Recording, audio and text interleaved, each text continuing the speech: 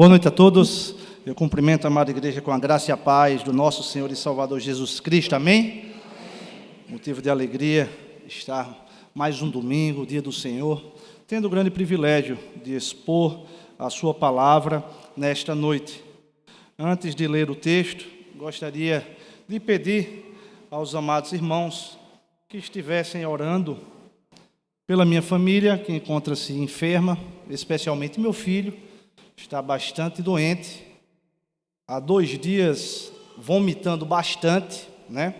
Essa virose aí tem alcançado muitas crianças estão hospitalizadas, inclusive nós íamos levá-lo ao hospital ontem, ele vomitou 6 vezes, e acabamos definindo não levar para não pegar outra doença no hospital e resolvemos tratar em casa, né? E certamente algumas das crianças aqui da nossa igreja e conhecidos de alguns irmãos também podem estar acometidos. Vamos estar orando por essas crianças, amém? Eu convido os irmãos para abrirem as suas Bíblias no livro de Atos dos Apóstolos.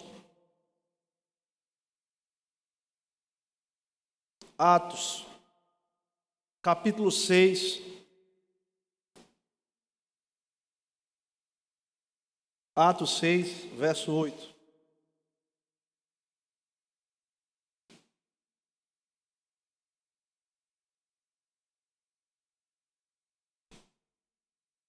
Atos 6, verso 8 ao 15. Em seguida leremos do 7, dos 54 ao 60. A gente vai dar um salto, mas eu aviso, ok? Que diz a palavra do Senhor. Atos capítulo 6, verso 8. Estevão, cheio de graça e poder, fazia prodígios e grandes sinais entre o povo. Levantaram-se, porém, alguns dos que eram da sinagoga, chamado dos libertos, dos sirineus, dos alexandrinos, dos da Cilícia e Ásia, e discutiam com Estevão. E não podiam resistir à sabedoria e ao espírito pelo qual ele falava. Então subornaram homens que disseram: temos ouvido este homem proferir blasfêmia contra Moisés e contra Deus. Sublevaram o povo, os anciãos, os escribas, e investindo, o arrebataram, levando ao sinédrio. Apresentaram testemunhas falsas que depuseram: este homem não cessa de falar contra o lugar santo, contra a lei, porque o temos ouvido dizer que esse Jesus, o Nazareno, destruirá este lugar e mudará os costumes que Moisés nos deu. Todos os que estavam assentados no sinédrio, fitando os olhos em Estevão, viram o seu rosto como se fosse o rosto de anjo. Capítulo 7, verso 54. Ouvindo eles isto, se refere à defesa de Estevão perante o sinédrio, que vai do verso 7:1 até o 53. Enfureciam-se no seu coração e rilhavam os dentes contra ele. Mas Estevão, cheio do Espírito Santo, fitou os olhos no céu e viu a glória de Deus e Jesus, que estava à sua direita, e disse: eis que vejo os céus abertos, e o Filho do Homem em pé à destra de Deus. Eles, porém, clamando em alta voz, taparam os ouvidos e, unânimes, arremataram contra ele. E, lançando-o fora da cidade, o apedrejaram. As testemunhas deixaram suas vestes aos pés de um jovem chamado Saulo. E apedrejaram Estevão, que invocava e dizia: Senhor Jesus, recebe o meu espírito. Então, ajoelhando-se, clamou em alta voz: Senhor, não lhe imputes este pecado. Com estas palavras, adormeceu. Vamos curvar as nossas cabeças e vamos orar mais uma vez. Soberano Deus e eterno Pai, nós queremos te agradecer, Senhor, o privilégio de estarmos reunidos para prestar um culto racional ao Senhor. Eu quero te rogar, Senhor, primeiramente, que o Senhor venha lançar luz à minha mente, para que a tua palavra possa ser exposta com fidelidade o nome de Cristo Jesus glorificado em nosso meio. Porque é essa razão que aqui estamos, Pai. Prepara os nossos corações para receber aquilo que o Senhor quer falar a cada um de nós. Que tudo o que venha a ser feito aqui venha a ser para o louvor da Tua glória. É assim que te oramos em nome de Jesus. Amém e amém. Meus amados irmãos, o texto que acabamos de ler, um texto bastante conhecido, é um texto que ilustra parte da vida de Estevão. Estevão, um homem temente a Deus, cheio do Espírito Santo, que foi morto devido às suas convicções inabaláveis em Cristo Jesus. Um homem que não considerou a sua vida por preciosa, mas permaneceu fiel, mas permaneceu coerente à mensagem de Cristo, mesmo que ela custasse a sua própria vida. Nós podemos ver na vida de Estevão um exemplo de um discípulo fiel. E nessa noite eu quero refletir com os irmãos algumas características, de fato, de um discípulo genuíno, de um servo fiel, de um crente temente e que ama ao Senhor. Estevão foi o primeiro mártir do cristianismo. O primeiro homem que, por ser uma testemunha fiel do seu Senhor, ele pagou com a sua própria vida. E é interessante, meus irmãos, meditando nesse texto e olhando para os nossos dias, nós percebemos que, apesar da mensagem contemporânea apresentada por um evangelho contemporâneo, de aceitação, de reconhecimento aqui na terra, quando nós olhamos para as Escrituras, quando nós olhamos para a história da igreja, nós percebemos que a história do cristianismo ela é marcada pela perseguição e pelo derramamento de sangue dos verdadeiros discípulos do Senhor. A geração dos discípulos pós-modernos, ela é celebrada, ela é aplaudida até por troféus físicos que são contemplados. Estava pesquisando, aqui no Brasil existe a celebração do troféu Gerando Salvação, que é realizada uma vez por ano, onde se contempla aquelas estrelas gospel que têm notoriedade e eles são contemplados, parabenizados, exaltados.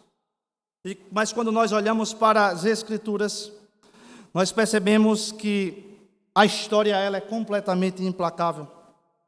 Mostra que a perseguição e o cristianismo bíblico são indissociáveis na vida prática da igreja do Senhor. Não se der conta da proclamação do evangelho sem qualquer tipo de perseguição. Seja a perseguição extrema, como ocorreu com Estevão, que pode custar a própria vida, seja por rejeição, discriminação, chacota, o que quer que seja. Meus amados irmãos, é impossível pregar as Escrituras ao mundo sem sermos rejeitados, porque a palavra do Senhor ela é diametralmente oposta aos valores do mundo. Os valores do reino, eles não se conformam com os valores do mundo. Muito pelo contrário, eles apresentam a nossa natureza pecaminosa, desvirtuada e completamente depravada sem Cristo Jesus. E dentre as inúmeras perseguições do povo de Deus ao longo da história, uma das mais conhecidas foi a imposta pelo grande imperador Nero, em 68 depois de Cristo.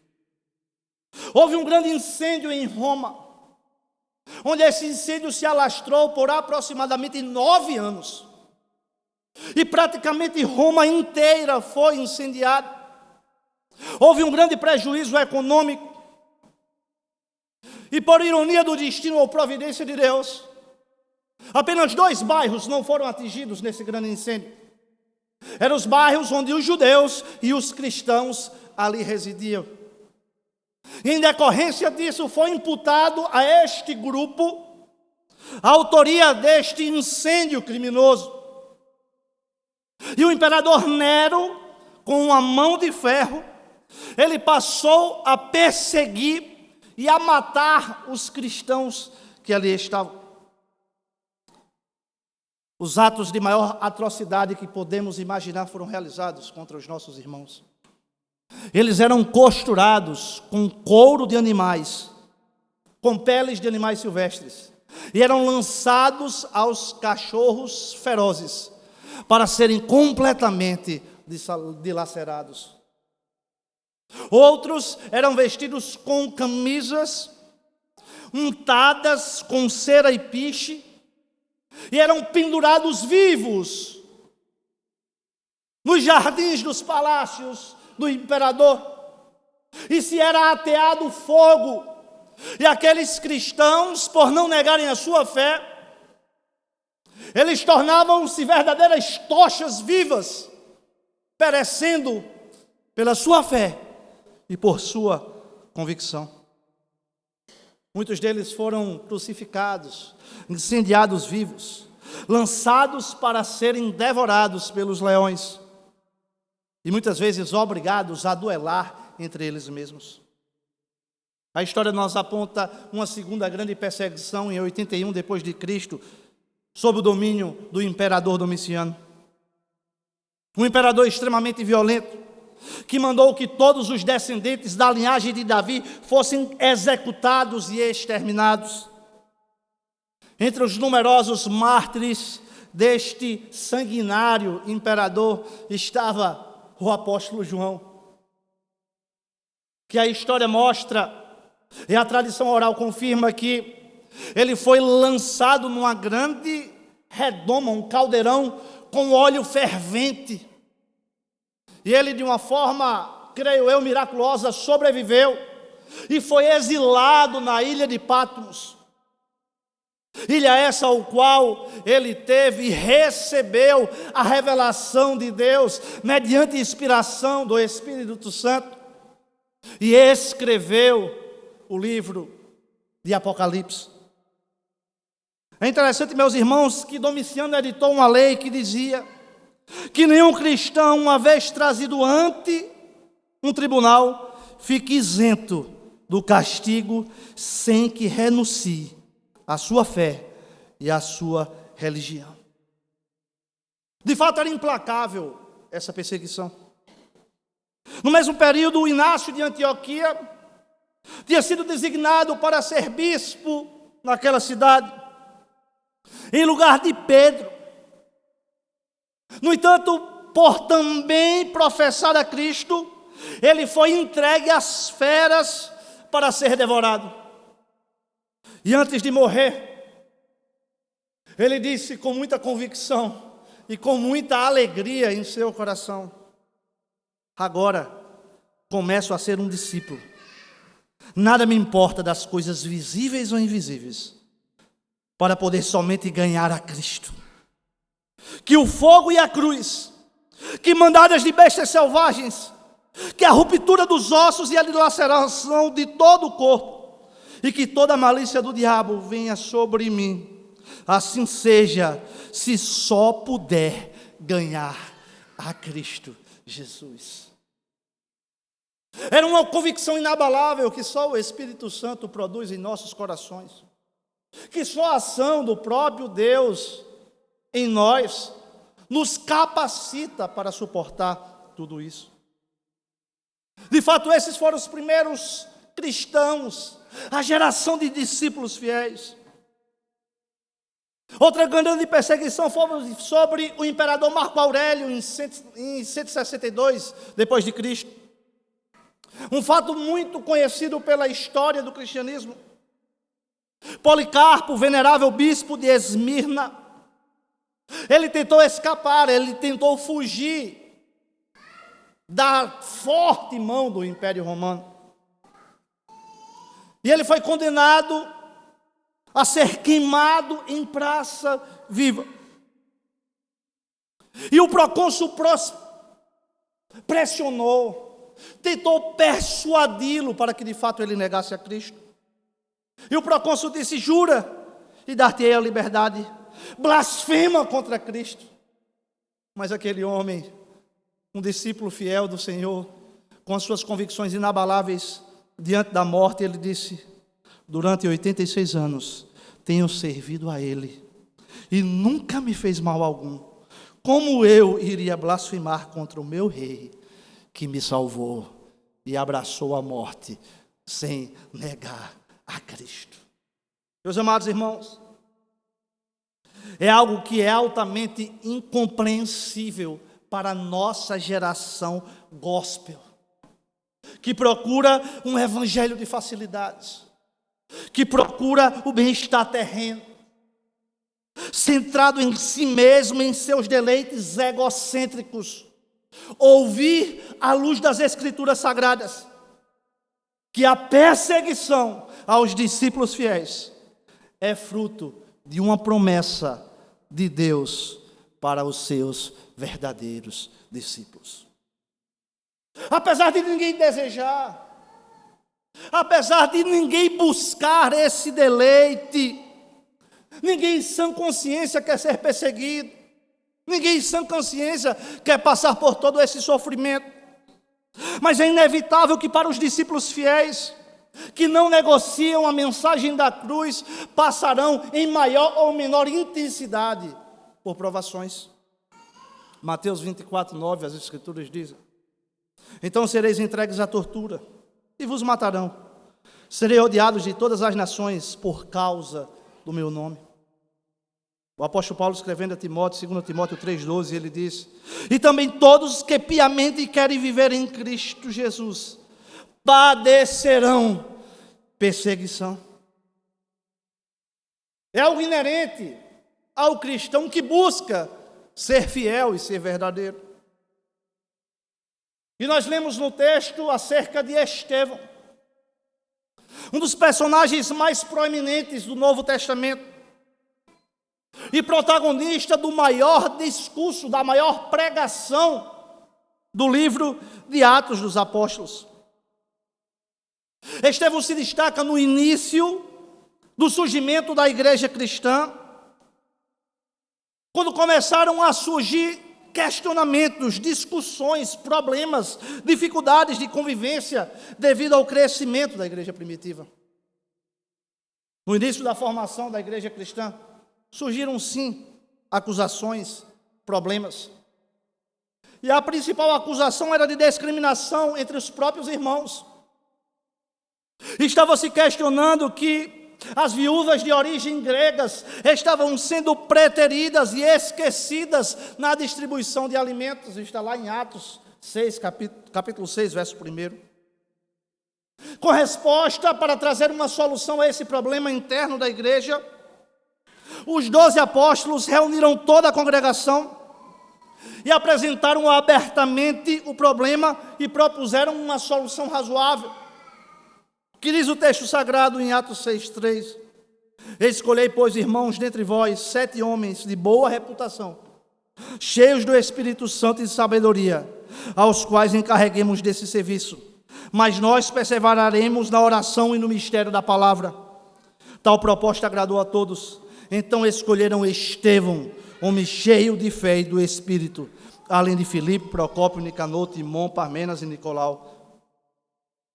A solução do problema levantado foi a instituição dos diáconos.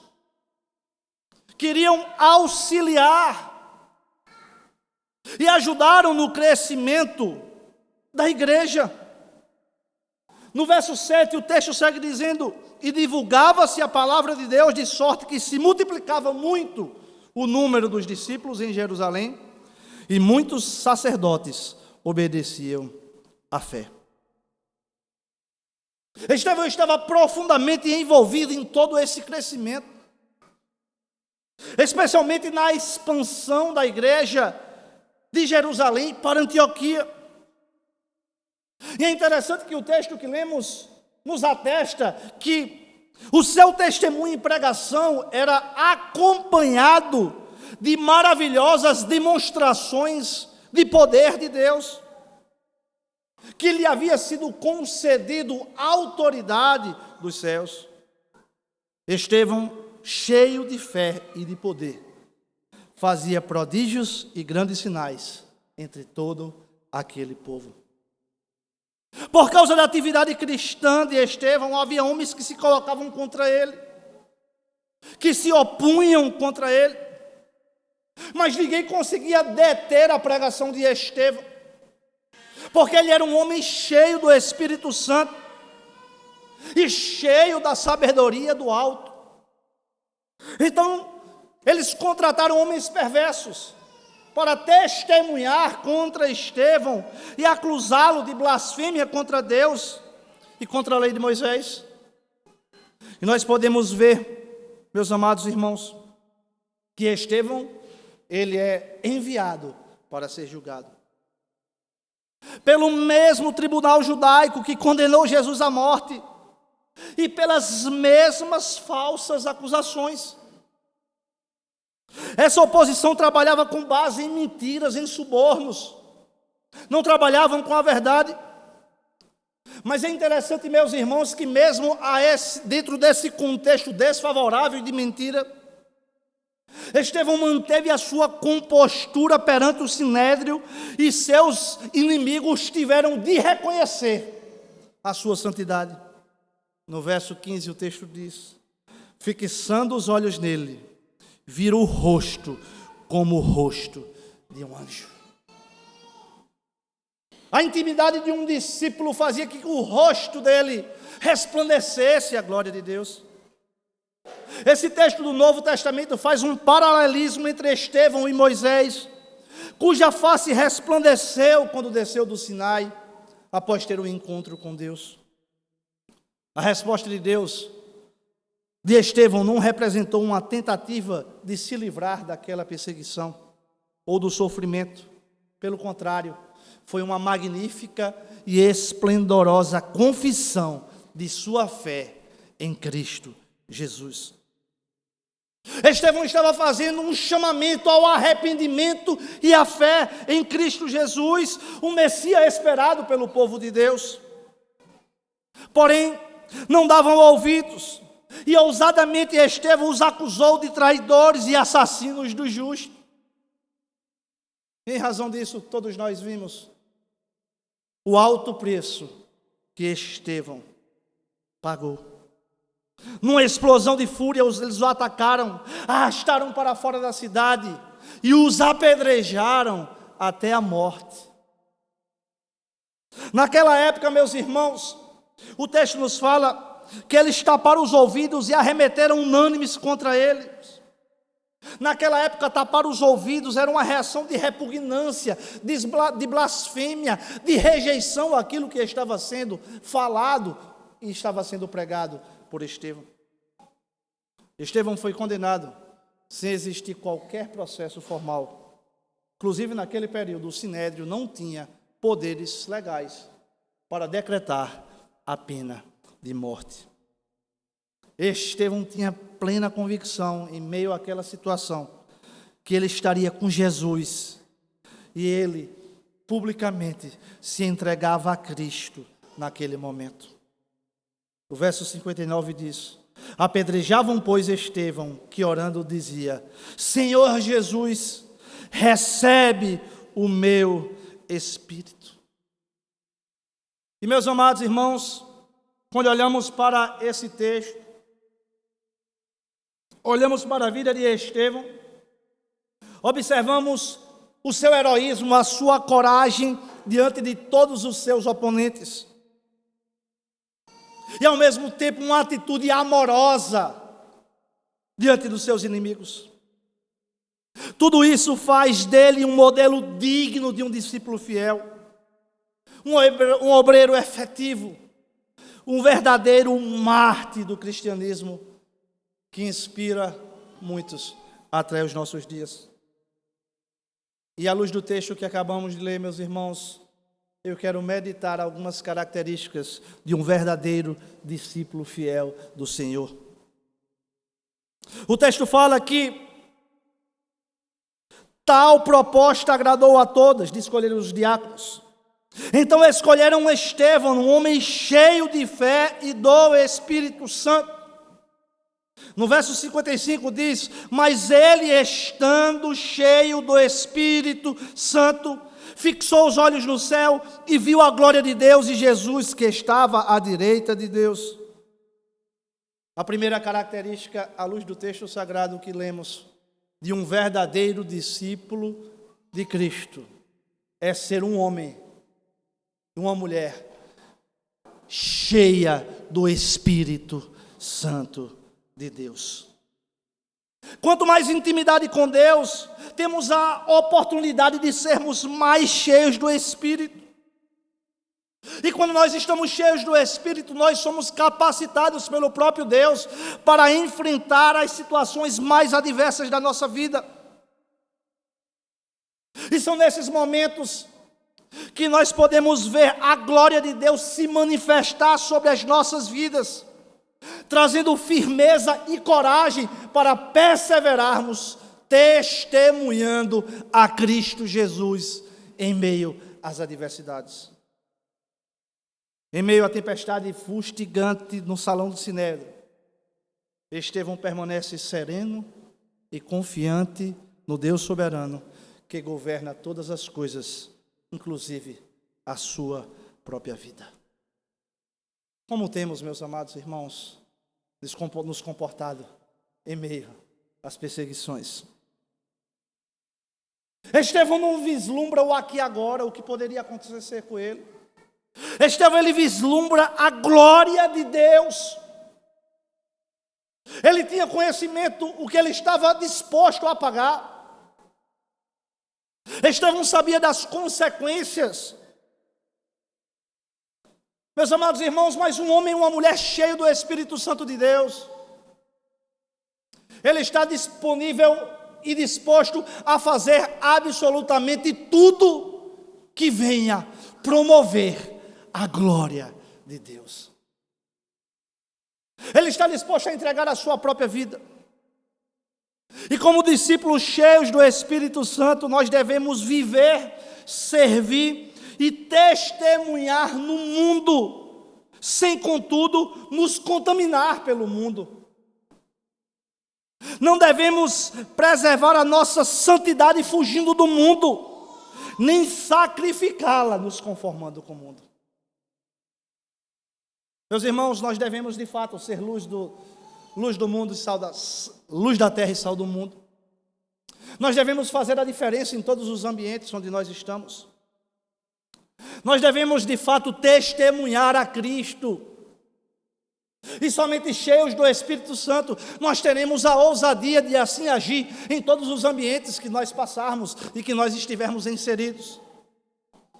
É interessante, num livro A Cidade para a Glória de Deus, do Dr. Sérgio Lira, foi professor meu e professor do pastor Ivan, ele traz a figura dos guetos cristãos e dos seus perigos. Muitas vezes nós cristãos queremos viver em guetos, em comunidades completamente fechadas, sem nos relacionarmos com as outras pessoas, trazendo a ideia de um isolamento completo e total do mundo, numa falsa percepção que seremos mais santos, e acabamos de deixar de fazer aquilo que Deus deseja que um crente verdadeiro e um discípulo fiel faça: viver e servir e dar seu testemunho aonde quer que ele esteja. Nós estamos muito fechados ao ambiente sacro, sagrado, religioso, e acabamos vivendo uma falsa religiosidade, e acabamos vivendo uma rotina religiosa que está à margem, diferente daquilo que Deus espera de cada um de nós. E meus amados irmãos, nós só teremos a ousadia para pregar o Evangelho, anunciar as verdades de Deus, se estivermos cheios do Espírito Santo de Deus. Pode observar, meu irmão, como é interessante. Quando nós estamos mais próximos do Senhor, nós somos mais ousados. Porque a Bíblia diz que a boca fala do que o coração está cheio. Nós não perdemos uma oportunidade para falar de Cristo. Para qualquer pessoa. Para em qualquer ambiente. Em qualquer contexto. Mas nós corremos o risco, a começar de nós, aqui do púlpito, sabe de quê? Eu estava preparando essa mensagem e o Espírito Santo falando ao meu coração. Muitas vezes nós achamos, pastores, líderes, pregadores, que a nossa função é apenas pregar o Evangelho num ato solene e formal. Não. Eu e você temos o dever, a obrigação, porque nós fomos chamados por Cristo para sermos sua testemunha em todos os lugares. Nós devemos pregar em tempo e fora de tempo. Nós não podemos esperar situações confortáveis.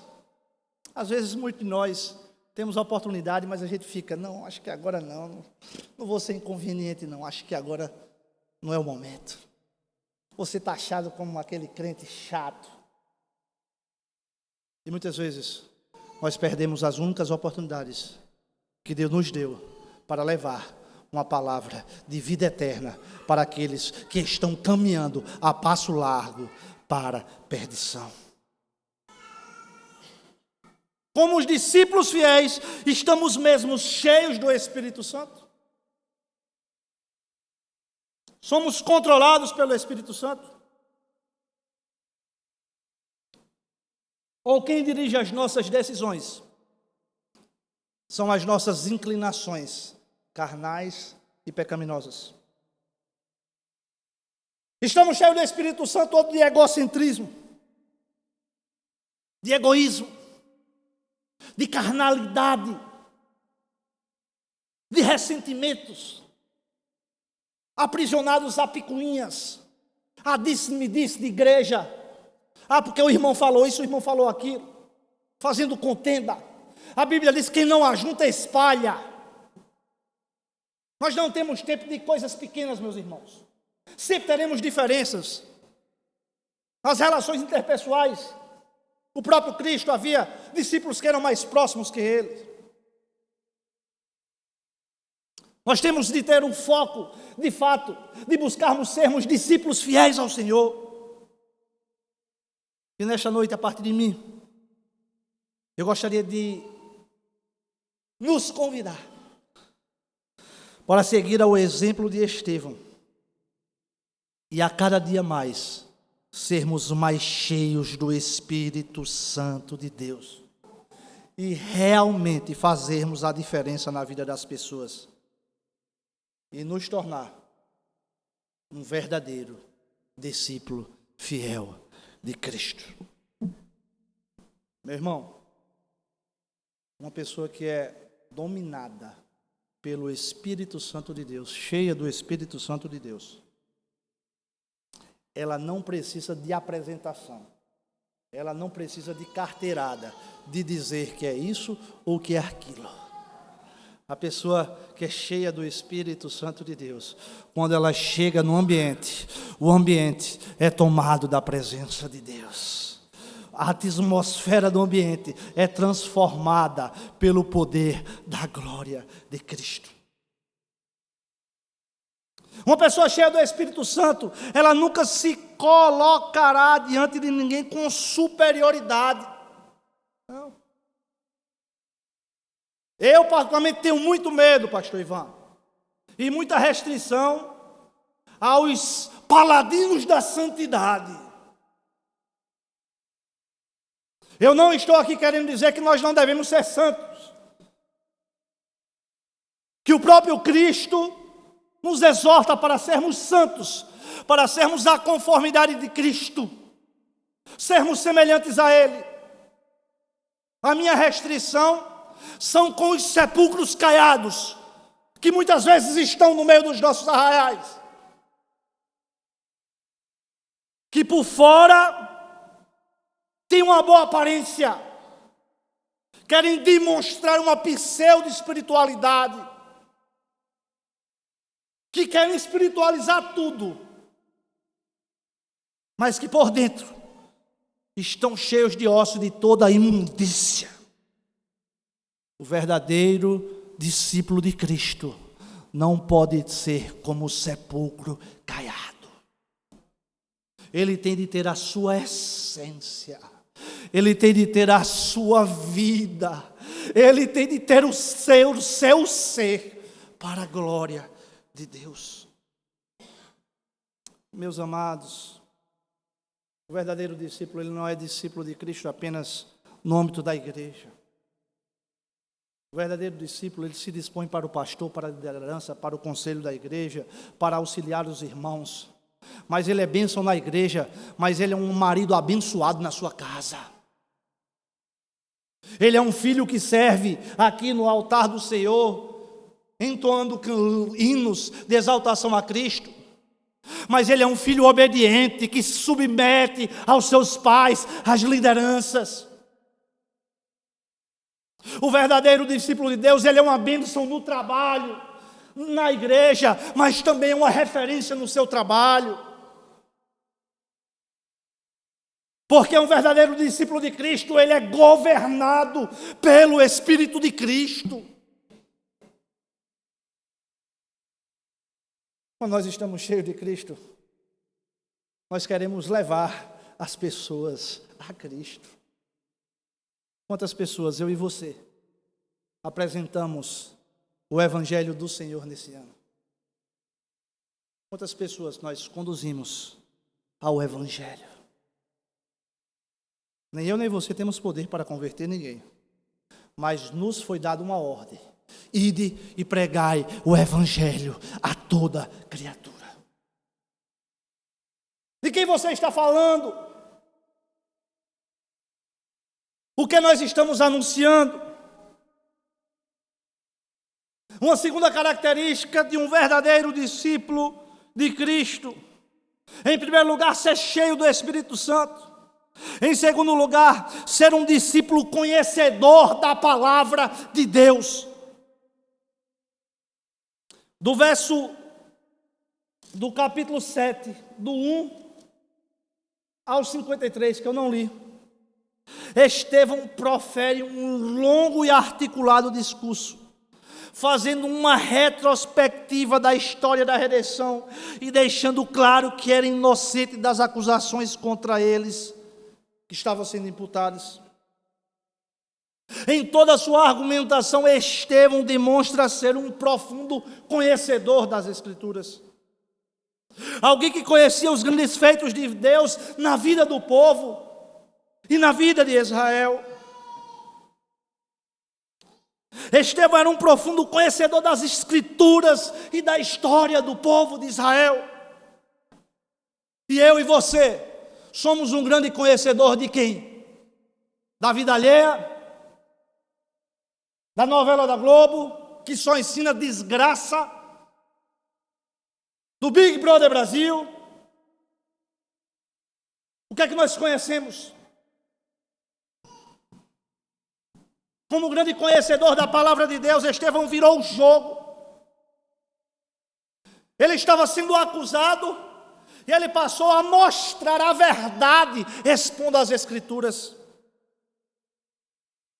O verdadeiro discípulo de Cristo tem sua fé fundamentada na palavra de Deus. Não é por qualquer vento de doutrina, não é por movimento, não é por meninice, não é por achismo, mas pela palavra do Senhor.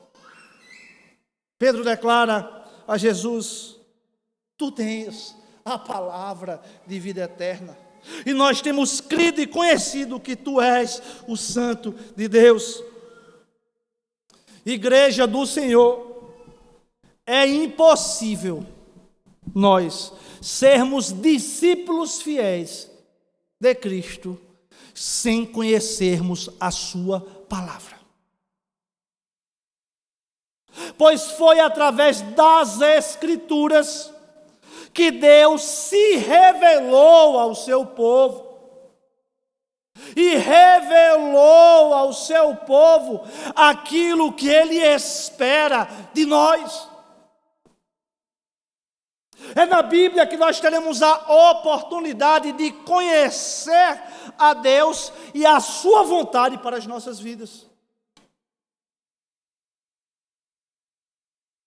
Eu gostaria, meus irmãos, de convidar a todos nós a sermos cada vez mais conhecedores da palavra de Deus. Se esmere no seu trabalho, é louvável. Se esmere nas suas funções. Se esmere nas suas atividades. Mas se esmere em conhecer e em se deleitar na palavra do Senhor. Será que você, como um discípulo fiel de Cristo Jesus, já leu a Bíblia sequer uma vez completa?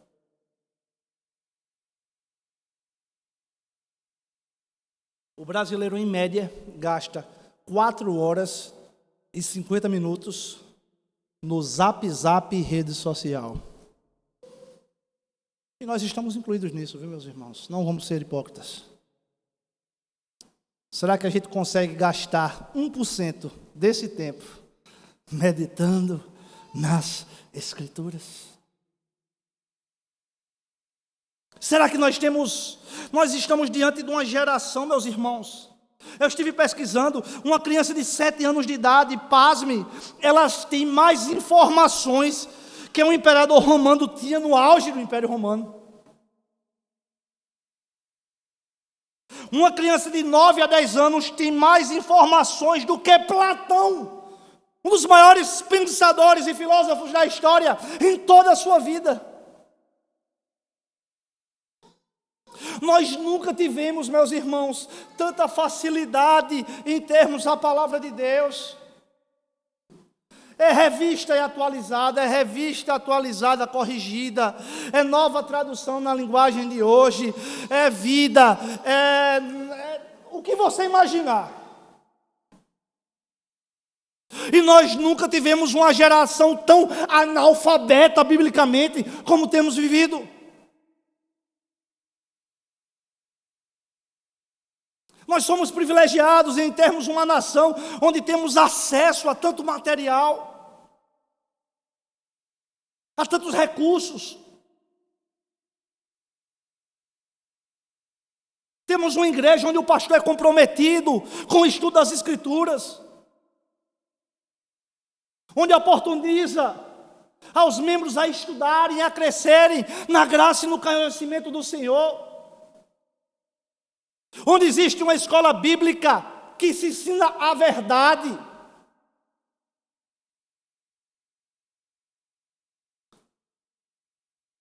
Mas como é que somos discípulos fiéis se não temos de fato, não dispomos tempo, recursos, dedicação para nos esmerarmos na palavra de Deus?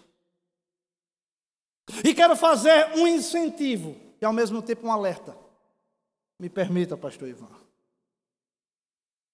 Eu quero incentivar os irmãos a virem à escola bíblica, a estudarem, a crescerem na graça, no conhecimento, a se esmerarem.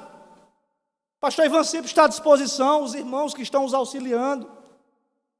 Busquem a Deus. Mas que tudo isso venha a ser para o louvor da glória de Cristo. Que nenhum conhecimento venha a ser para ensoberbamento de ninguém.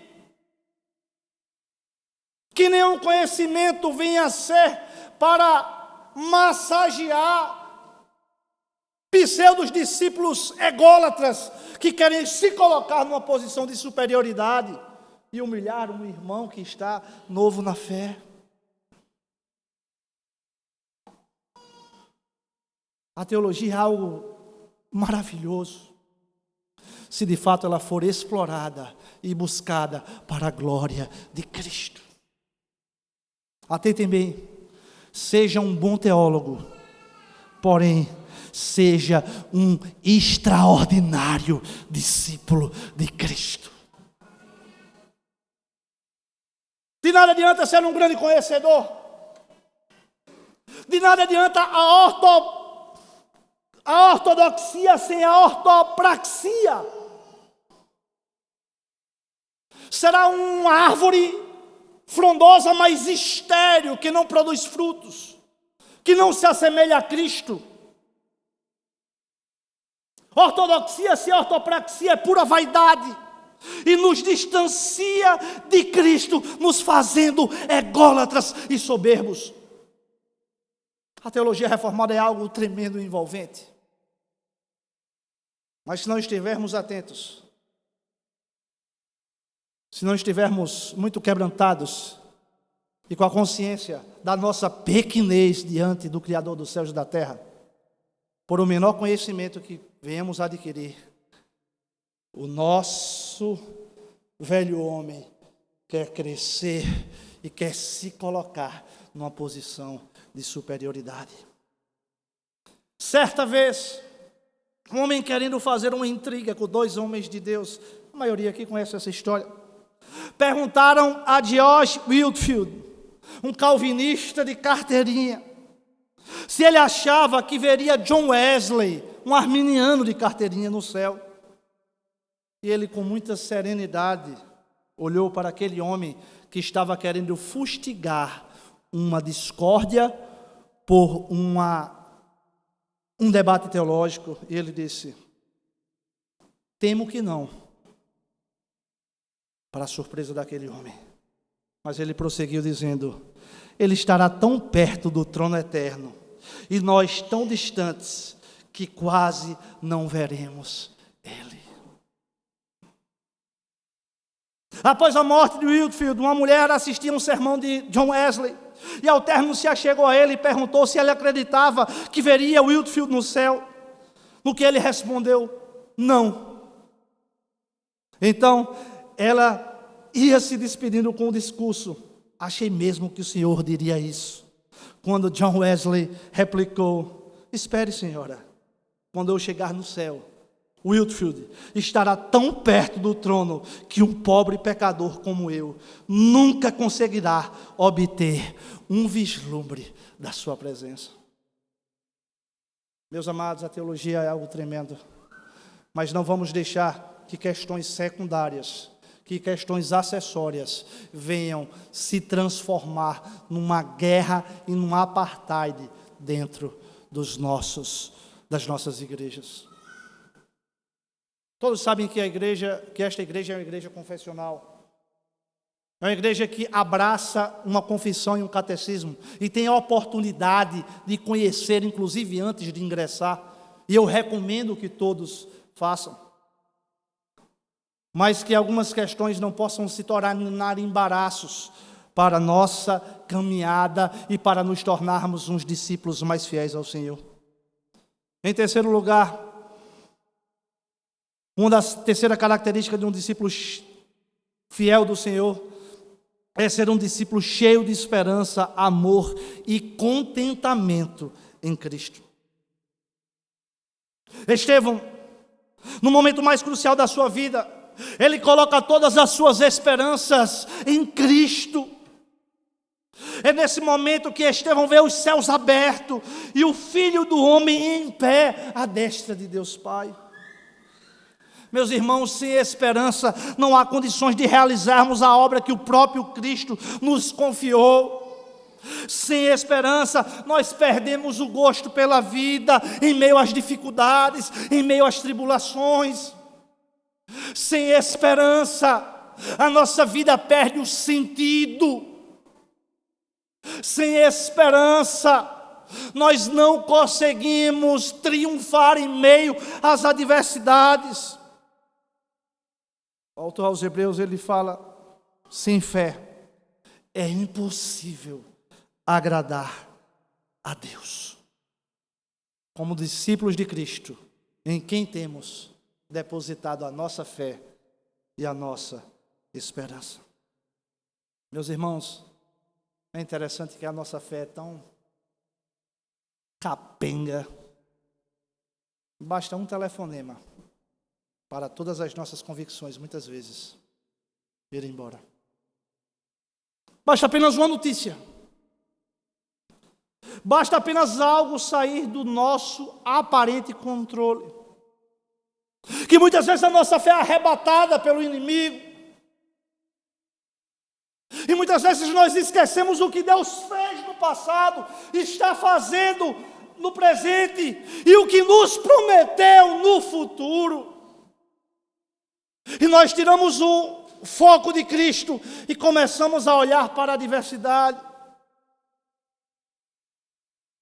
Meus amados irmãos, nós devemos confiar em Deus, que não apenas nos criou, mas que nos sustenta com a força do seu poder a nossa vida. A Ele devemos nos render, nele devemos confiar e descansar em sua boa, perfeita vontade. Mas quando a crise chega na nossa vida, todos nós aqui sabemos o quão difícil é nos atermos a essas verdades. Interessante que Estevão era tão cheio, não era apenas cheio da presença do Espírito Santo, mas ele era um homem cheio de esperança e cheio do amor de Cristo em seus corações. Estevão, o primeiro mártir do cristianismo, ele seguiu o modelo exato do seu Senhor, de Cristo. Ele falou a verdade em seu julgamento, ele perdoou os seus agressores, ele clamou em alta voz e ele entregou o seu espírito. Como tem sido e como temos vivido o nosso cristianismo? Será que nós também estamos sendo adeptos do ódio do bem? Sabe o que é o ódio do bem? É quando o nosso coração se alegra com a desgraça de uma pessoa que nós não gostamos, de uma pessoa que defende ou luta por valores que são diametralmente opostos com os nossos. Quando nós somos cheios do Espírito Santo, nós oramos pelos que nos perseguem, nós auxiliamos os que querem nos destruir, nós evangelizamos os que estão completamente perdidos. Seja dominado pelo amor de Cristo. O apóstolo Paulo disse que a única coisa que ele devia era o amor a Cristo. Seja dócil, seja amável, seja paciente, seja verdadeiro. Busque os frutos do Espírito. Tenha domínio próprio. Não desista das pessoas facilmente. Evangelize e pregue o Evangelho. Viva de uma forma que a sua vida seja uma ponte para a evangelização. Se comporte como cristão dentro e fora da igreja. Antigamente você via um crente, você tinha total confiança sobre ele. Hoje em dia, vamos ser sinceros, o caboclo diz que é crente, você já fica com o pé atrás. Honre os seus negócios. Honra a sua palavra. A Bíblia diz que a palavra do crente é sim, sim, não, não. O que passar disso é procedência do maligno. Nós não podemos nos conformar com o presente século. E o fato de amar, meus irmãos, não significa que nós vamos tolerar o pecado das pessoas. A maior prova de amor é apresentar a verdade, mesmo que essa verdade seja confrontadora e venha gerar desconforto nas pessoas. A última característica que eu quero refletir nesta noite, meus amados irmãos, além de ser cheio do Espírito Santo de Deus, de conhecer a palavra de Deus, de ser cheio de esperança e do amor de Cristo, exalar o bom perfume de Cristo, é sermos corajosos maduros e com fortes, inabaláveis convicções. O verso 54, o texto diz: ouvindo isso, ficaram furiosos e rangeram os dentes contra eles. Mas Estevão, cheio do Espírito Santo, levantou os olhos para o céu e viu a glória de Deus e Jesus em pé à direita de Deus. Estevão não desistiu quando enfrentou as falsas testemunhas. E ele foi confrontado e ameaçado. Mas mesmo assim ele permaneceu pregando a verdade. Através do exemplo de Estevão, nós compreendemos melhor a importância de sermos corajosos e manter convicções baseadas na palavra de Deus.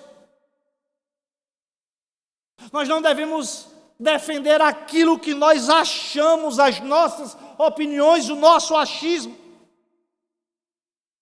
Mas nós devemos defender a verdade inabalável de Cristo Jesus revelada em sua palavra. Porque a palavra do Senhor, ela é imutável. Ela é a verdade ontem, hoje e eternamente. Não devemos abandonar a verdade para agradar os homens. Não devemos mudar a palavra para torná-la mais acessível a um mundo que a rejeita e a que não, em hipótese alguma, quer se render a ela. Meus amados irmãos, em nenhuma situação, por mais conveniente que seja, e por mais tentadora que seja, que venhamos negar ou negociar os valores do reino. Caminhando para o final, como discípulos fiéis de Cristo, as nossas convicções, elas têm permanecido inabaláveis em todo o tempo, em todo lugar e em todo contexto? Ou será que temos fechado os olhos para algumas coisas, relativizado as outras, ou fingido que não estamos vendo outras, para não termos de entrar numa situação de conflito, de desgaste ou até mesmo de perda? Se não fosse a condição espiritual de Estevão, a sua maturidade, ele jamais suportaria as afrontas de seus algozes e, consequentemente, ele teria negado a Cristo e negado a divindade do Messias. Você só suportará os combates diários da nossa vida se de fato você for um discípulo maduro espiritualmente. Quantos, meus irmãos, têm abandonado a fé? Quantos que você sabe que eram bênção na igreja, que já serviram ao Senhor e se perderam no meio da caminhada, que eram uma verdadeira bênção e hoje estão atolados no charco de lamaçal, de pecado e de iniquidade. Estevão teve a coragem de entregar a sua própria vida, de não viver ele, mas Cristo em sua própria vida, ao ponto de comprometer a sua própria existência na terra, devido às suas convicções e à sua salvação eterna. Meu irmão, só um discípulo maduro adora, confia, ama e suporta as tribulações da vida e obedece a Deus, independentemente das consequências. É fácil, mas Cristo, antes de ser assunto aos céus, Ele disse que não nos deixaria só, que nós não estaríamos só, que o Espírito Consolador estaria conosco. E esse é o nosso grande desafio. O Espírito Santo de Deus, Ele está nos auxiliar, nos fortalecer, para que de fato nós possamos prosseguir para o alvo da nossa vocação em Cristo Jesus. Meus amados, você está crucificado com Cristo e não vive mais você, mas Cristo vive em ti.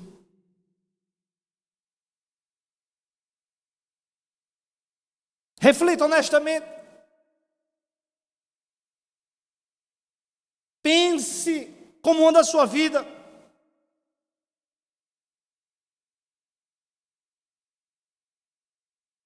De nada vale carteirinha de membro fundador, viu? De oficialato, de quer que seja. Será que eu e você estamos vivendo como discípulos fiéis de Cristo? Mas antes de se tornar discípulo fiel, um discípulo maduro, primeiramente você tem de se reconciliar com Deus mediante a fé em Jesus Cristo. Porque caso você não tenha feito isso genuinamente, caso você não tenha respondido positivamente ao chamado do Evangelho, em arrependimento, em fé, exclusivamente em Cristo, você não pode de fato ser um discípulo fiel dele.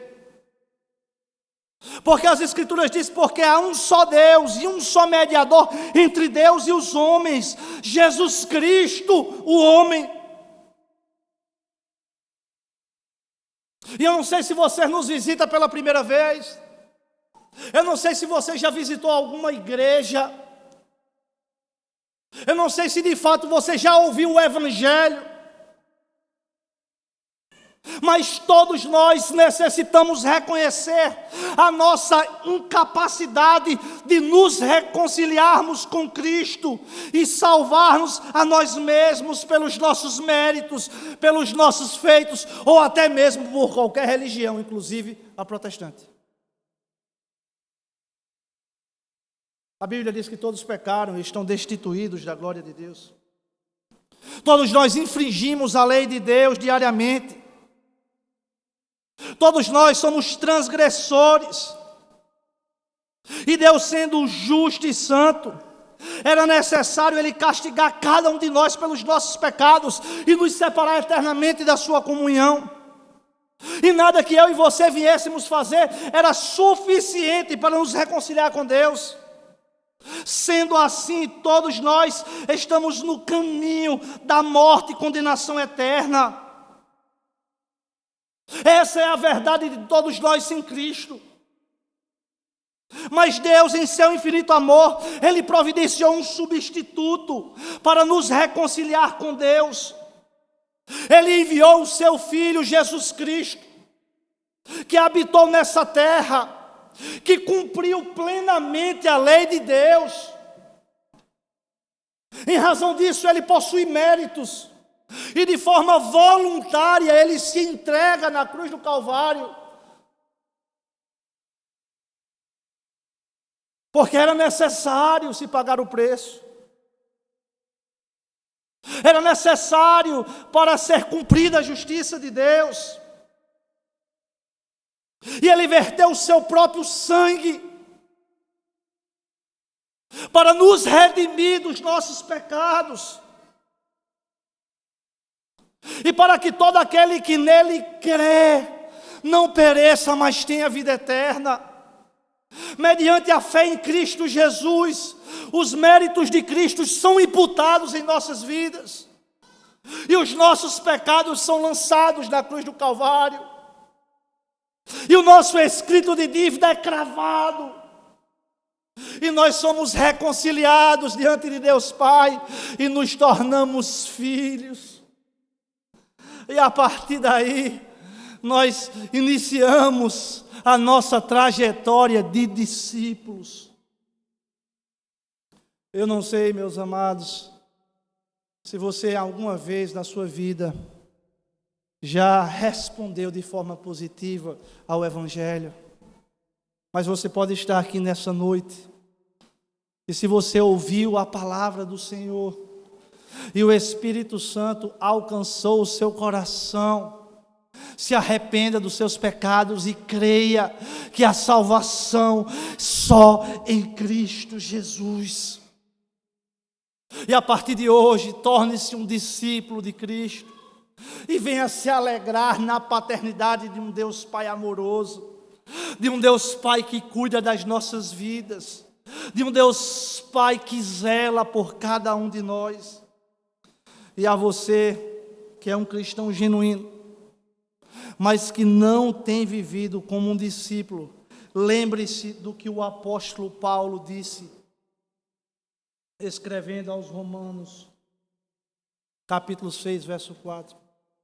Portanto, fomos sepultados com ele na morte por meio do batismo, a fim de que, assim como Cristo foi ressuscitado dos mortos, mediante a glória do Pai, também nós vivamos uma vida nova.